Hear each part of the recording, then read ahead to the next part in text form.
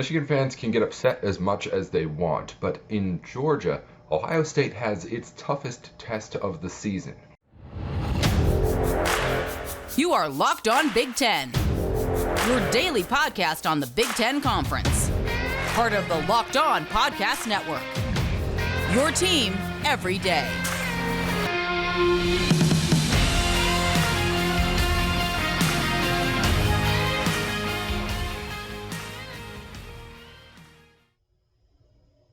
Hey, thanks for tuning in to Locked On Big Ten, your first listen every weekday for everything you need to know about the Big Ten Conference. Coming up on today's podcast, Georgia has maybe the best offense in all of college football. Ohio State has maybe the best defense in all of college football. So what happens when those two teams meet on the gridiron in the college football playoff? We'll dive into that here on Locked On Big Ten. But before we do, a reminder that Locked On Big Ten is the place to go for any of your Big Ten news any of the time, whether it be here on the podcast, which we thank you for listening in for, or online. You can follow us at Locked On Big Ten. That's 10 at the end, not T-E-N. You do it wherever you get your podcasts, on YouTube, and also on Twitter too. It's all the same, at Locked On Big Ten. 10 at the end when you're typing it out, not T-E-N. I'm Nate Dickinson, at Nate with Sports, if you want to follow along with me. Let's dive into this matchup. Georgia, Ohio State. The Bulldogs come in undefeated as the top seed in the college football playoff and as the reigning national champions. The reason why they are the reigning national champions is because of that defense. And while it may not be the elite defense that it was last season, this team's still giving up less than 13 points per game. This team is still pound for pound across the positions, if you ask me, the best defense in the country just on pure talent and execution combined. Georgia has done it. They've proven it. They've proven they can win and done it with the players who have some of the most talent in all of football, both in what they've shown and in what they have on paper, recruiting rankings and things like that. So if you combine all of that together, I said it off the top, it may offend some Michigan fans, but I think that Georgia is, at least again on paper, easily the toughest opponent that Ohio State is going to have to face all season. And I'm sure it's a tough thing for Michigan fans to hear, and I've been hating on apparently Michigan all season long, which I take blame for. But Georgia is that kind of good. And let's dive into exactly what it is that Georgia does well. First off, the defense for Georgia is still elite, and when I look at the key matchups here, it's going to be that elite Ohio State receiving core up against that elite Georgia defensive backing core. When you have guys like Marvin Harrison Jr. and Emeka Egbuka going after the football on offense, and then on defense, you have guys like Christopher Smith, Malachi Starks in the defensive backfield trying to defend it for Georgia. It's a battle that Ohio State needs to win, because they've relied on those receivers to get their touches and get their share of plays throughout the game, throughout the entire season. And if that doesn't happen, then Ohio State loses and loses big. So if Ohio State wants to win this football game, they've got to get some wins on just the pure route running and defensive coverage, because Georgia has the guys where they're going to be confident to go up and play that man-to-man against Ohio State and be confident going into it, be aggressive with it. So when Ohio State gets those wins, it's going to need to execute. When the passes are there, they need to be made. We'll get to that in C.J. Stroud a little bit more in just a minute. Another thing to know, the defensive line for the Bulldogs is really, really good, but one of the keys is that it gets pressure in through the middle, which is big when you're talking about what C.J. Stroud's going to be able to do here. When you're talking about this Ohio State offense, a lot has been made about what Stroud has been able to do under pressure. He's a really great quarterback when he has a clean pocket. When he has to move around and throw the ball with some pressure on him, the numbers go down. According to PFF, he's at 42% completion when he has pressure as he throws. That's not good. So Georgia's going to want to get pressure in, and Georgia gets pressure in through the middle, mainly from star defensive tackle Jalen Carter. Key player on this Georgia defense and someone who has been dominant throughout the entire season. And if Ohio State's offensive line looks like it did against Michigan in this Georgia game, it has no shot in trying to stop Jalen Carter there. It's just not going to happen. So what happens if he does get in? Because it's going to happen a few times. You can't just stop him every single play. Well, Ohio State maybe starts putting some extra pressure on him, double teaming him inside, which of course means more pressure from the outside than CJ Stroud has to run, that he has to throw on the run. And of course, you get the inaccurate passing that we've already seen. So it really comes down to what is CJ Stroud going to get and what is he going to be able to do with what he does get on that defensive side for Georgia. You have to remember, CJ Stroud's already passing two receivers who are facing arguably the best defensive core that they've faced all season in the defensive backfield. It's going to be really, really good players manning up against the really, really good wide receivers. So when that margin of error just in general is smaller than it normally is, then what happens when you add on the fact that you got guys like Jalen Carter or anybody else on that defensive line coming at you? Can CJ Stroud step up and make those plays? That's the big question. And it's been the big question surrounding him the last month, ever since he lost to Michigan the first time. CJ Stroud has not been able to be the guy to win the big game for Ohio State. And while it's probably unfair, because Justin Fields beat Michigan and Justin Fields won college football playoff games, it's gotten to a point now where Fields and the people behind him have set this precedent that the standard is that the only games that matter at Ohio State are the games against Michigan and the games in the college football playoff. Those are the games that define how you're remembered as an Ohio State quarterback. Not because it's fair, but because that's how far high up the bar has been set by the people before you. CJ Stroud has yet to win a game against Michigan. He has himself an opportunity in getting in here to play in another game that matters to the Ohio State program. If he can win it, he's going to do it by doing the things that, quite frankly, he's been criticized for his entire career: running and making throws under pressure, fitting the ball into the tightest of pockets, and doing it against the highest of competition. This may be the last chance he gets to do it. So the chance has to be, at least for him, do or die, especially given the stakes all around, but it's even on him. I feel like the pressure is even greater. This is CJ Stroud's moment and potentially last moment to become something that wasn't just the guy who never beat Michigan. And he starts by beating the best team in college football in the Georgia Bulldogs. Michigan has TCU. We previewed that one before. Ohio State has Georgia. Just talked a lot about that one right now. It's going to be a whole lot of excitement. And of course, we're all rooting for a rematch of Ohio State and Michigan next week. We'll see what happens on the college football playoff semifinal field, but it's going to be a tough one for Ohio State to try and win and for CJ Stroud to try and lead them to that win. We'll see what ends up happening, of course, as the college football playoff gets underway.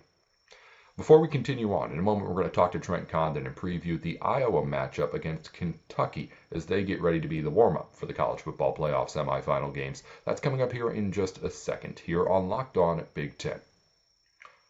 You're hanging out with some friends, putting back a few drinks. A few becomes a few too many. As the evening comes to an end and people start to head out, you think of calling for a ride. But you live nearby, you can make it home okay. It's not a big deal.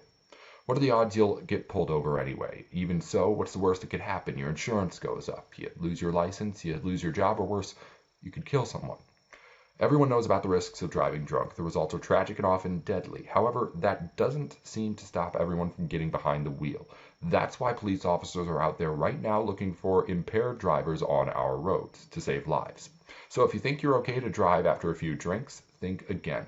Play it safe and plan ahead to get a ride. It only takes one mistake to change your life or someone else's forever. Drive sober or get pulled over. Thank you for making Locked On Big Ten your first listen every weekday. Make your second listen Locked On Sports Today. Everything you need to know about what's going on in sports in 20 minutes or less. Just like how we do it on all of our team podcasts, just all of the sports world packed into one. Head on over to Locked On Sports Today as soon as you're done listening in here to Locked On Big Ten. In on Locked On Big Ten, Trent Condon in from Locked On Hawkeyes. I'm Nate Dickinson. Iowa has a bowl game coming up, a rematch. Music City Bowl this time around against Kentucky. Iowa and Kentucky, of course, met last year in bowl season. Trent, this time around, Iowa and Kentucky going to Nashville to play this matchup. Before we get into anything else on the field, the big story is that neither starting quarterback is going to be playing in this game. What does that mean for where things are at in the state of both of these offenses? Well, from the Iowa perspective, it's excitement. I think it's excitement. We've seen 3 years of Spencer Petras as the starter, and it's been completely underwhelming. And because of that, there is a little bit of buzz to finally see somebody else. We, of course, saw Alex Padilla both last season and this season out there at different times. Okay, a guy that could at least move around a little bit, but certainly not the answer going forward at the quarterback position. He's in the transfer portal, and we'll see where Padilla ultimately ends up. But you have this component now where two young guys are going to get an opportunity. Now, neither of the guys have seen the football field at the Division I level. You have Joey Labus, who comes in, four-star kid from Ohio, didn't have any big-time offers. Same thing with Carson May. Two different type of quarterbacks. Labus, a little bit more of a playmaker, a guy that can do some things with his legs. I think that excites people. And then Carson May, more of your traditional Iowa quarterback, kind of in the realm of a Nate Stanley. Yeah, he's big. He can move around, but he's got a real strong arm and some excitement there. Now, it is going to be Joey Labus that'll get the start. He'll be the one that'll be out there and running the reps with the number one. But, of course, you see this offense go back to after the Ohio State game. And the questions were very hot at that time. Is it time to make a change at quarterback? Ultimately, Iowa didn't do that. They stuck with Spencer Petras, and we saw the results as the season progressed out of him. But at that time, the question was asked, well, if it's not Padilla, if it's not Petras, what about the youngsters? What about Labus? What about Carson May? And at the time, Brian Ferentz said, oh, those guys are way behind. Well, that's scary because if you have the worst quarterback duo in college football and your 3 and 4s are that much behind those two guys, how ugly is this going to be? That's where the big question is at the quarterback spot. Yes, it's exciting. We finally get to see these guys, but if they were that far behind Spencer Petras and Alex Padilla, oh boy, this could be ugly. On the other side of the football, you've got the Kentucky team without a quarterback, without a running back too. Iowa's defense, of course, we already know, really good, always really good. Is there any sign that they're going to have too much trouble with what Kentucky will throw at them? Doesn't appear that way. I mean, this Iowa defense, we saw it all season long. You go back, even the Ohio State game. Yeah, they gave up 54, but that was because of the 6 turnovers. They held Ohio State to, 360 yards of total offense. The defense was outstanding that day, completely shut down their running game. This is a Kentucky team that is limited offensively, even when they have their stars out there, and they're not going to be out there. So not only that, Jack Campbell, a lot of people said, well, I mean, we looked at the opt-outs. Jack Campbell, he's not going to play. Jack Campbell's going to play. He's going to be out there, the All-American, the Buckeyes Award winner. He's going to be out there doing his thing. Defensive line's going to be there. They did have one opt-out defensively. That was Kayvon Merriweather. But the excitement also goes as we're going to see 5-star defensive back Xavier Wampa out there for the first time in extended minutes. So, yes, you lose one of your stars in All-American and Merriweather, but you bring in a 5-star player that we just got to see basically on special teams this year in Wampa. So a lot of excitement about that. Defense is going to be good. They're going to be running around. There were some reports from practice that already the defense trying to work against the scout team, and they had to slow things down a little bit. Say, hey, guys, we got a bowl game to get ready for here. We're just trying to help you guys out with the scout team, and the defense has been playing at that level. No surprise, this defense is going to be outstanding. No, the over-under is 31. Our buddies at Bet Online have that number out there. I love to gamble. I love to bet Iowa unders. It has been very profitable over the last couple of years, and it was, in fact, my first bull bet. As everything came out that Sunday, and I saw the lines come out, I had to jump on this under. It was 31 at the half at the time. I just can't see either team putting any points up here. This thing looks destined for 9-6, 5-3, and maybe we'll get 2-0 or something like that. This thing is going to be defense all over the place, and probably if somebody makes a mistake, that's going to be the difference in this game. I thought about when I was writing down questions, asking something along the lines of like, how low could the winning score go? But I don't think there's an answer. I think you could get as low as like a 3-0 football game easily in this matchup. But wasn't there? I think it was the Sun Bowl a few years back. It was like Oregon State and Pitt, and it ended up 3-0. I mean, this thing might be destined for the exact same thing. Who can get a field goal on the ball? Who can get a defensive touchdown? I mean, realistically, in fact, I would love to see the props, and I know they'll come out as we get closer to game time, over, under, and touchdowns scored for each team, those kind of things, because it's going to be something we've never seen before. This is trending to be the lowest total in college football history, and if the under money keeps coming in, it's just going to keep going down. So I'm excited to kind of see those numbers and see, because it's 2 inept offenses, 2 good defenses, 2 teams that play a similar style. Of course, Mark Stoops, an Iowa grad, and on top of it, we know Ferentz ball and what it's been for the last 24 years. So it's not going to be pretty. And you're going up against Alabama K-State. I mean, you got a fun game on the other side. They got their guys, obviously, for Alabama playing in the game. And then you have this one. It's going to be a lot of national people, I think, making fun of this game because it is going to be ugly.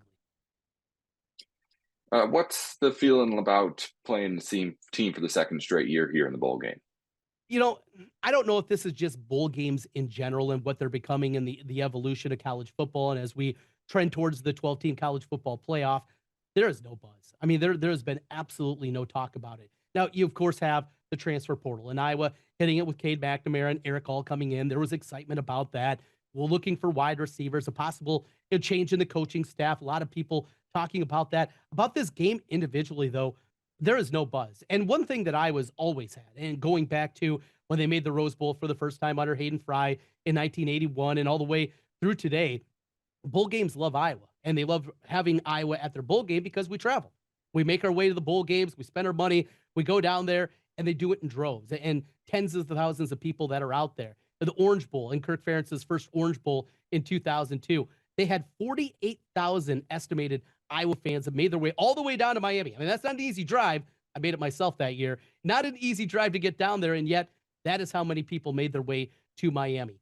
This one, though, even a drivable destination in Nashville, because of the lack of buzz, because of the frustration, the way the season ended, and that inexplicable loss to Nebraska, I wonder how many people are actually going to show up here. It's a rematch. That also kind of does it. It's Kentucky, kind of a boring team on top of it. It's nothing new. It's nothing different. Even a drivable destination. Will Iowa even get 10,000 people there? I just don't know. I know the sales for tickets through the athletic department have not gone very well at this point in time.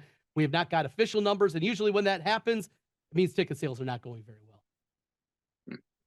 Well, it will be your Big Ten warm-up leading up to the two semifinal games later on in the day on Saturday, Iowa and Kentucky for the second straight year. The two teams are going to go at it this time again in Nashville in the Music City Bowl. Trent, thanks as always for talking to us as we lead up to this matchup. It could be an ugly one, but we're used to it. Absolutely. That's Iowa football. Thanks again to Trent Condon for joining us for a couple of minutes on Locked On Big Ten. Before we wrap up the show, a reminder that when you're done here, head on over to Locked On Sports Today. Peter Bukowski has everything you need to know about what's going on in the sports world every weekday in 20 minutes or less. All the biggest stories from all around the sports world with our local experts chiming in. If there's something you need to know about the Big Ten, I hop on to Locked On Sports Today and I talk to Peter about it. We get that inside analysis packed into 20 minutes or less over on Locked On Sports Today, wherever you get your podcasts and on YouTube. Let's wrap up with all of the latest scores and news from around the Big Ten. Quick recap from yesterday. Of course, Maryland won to keep the Big Ten undefeated in bowl games this season. 16-12, the final score against NC State in the Duke's Mayo Bowl.